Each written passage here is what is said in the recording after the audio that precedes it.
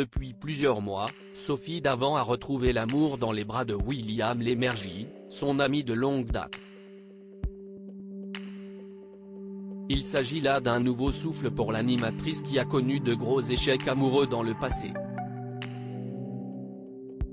D'abord celui avec son ex-mari Pierre Sled, avec qui elle a été en couple durant 23 ans et a eu 2 enfants, Nicolas, 27 ans, et Valentine, 25 ans, puis avec Eric Orsena.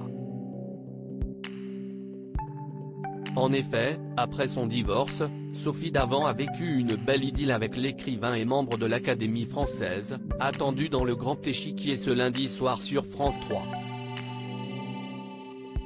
C'était en 2012 mais malheureusement, leur relation était destinée à se terminer. Si est-ce quoi expliquer sans tabou, l'animatrice d'affaires conclut à travers les pages de son livre Tout ce qui nous lie. Sorti le 19 mai 2021, aux éditions Albin Michel.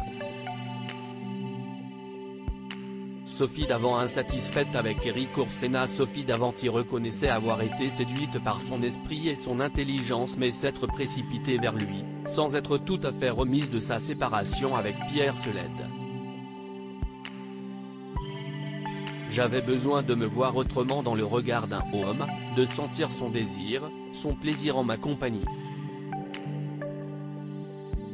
J'ai rencontré alors celui qui répondait à mes aspirations et qui me tendait justement ce miroir et je suis tombée amoureuse.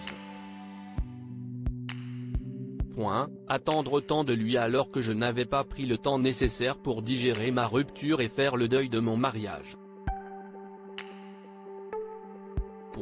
Insatisfaite, je lui en demandais beaucoup.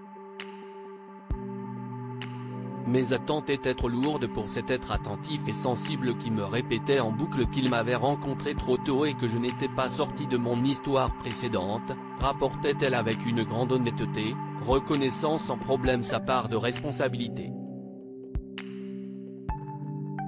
La séparation était alors inévitable pour le couple qui est resté 1 an ensemble. Mais Sophie Davant n'était finalement pas la seule fautive puisqu'elle révélait qu'Eric Orsena était par ailleurs épris d'une autre femme lorsqu'il se fréquentait, l'une de ses ex-épouses, ce qui n'arrangeait pas les choses. L'échec était annoncé. J'ai compris que partir, si est avant tout une décision que l'on prend pour soi, analysait-elle sur le sujet.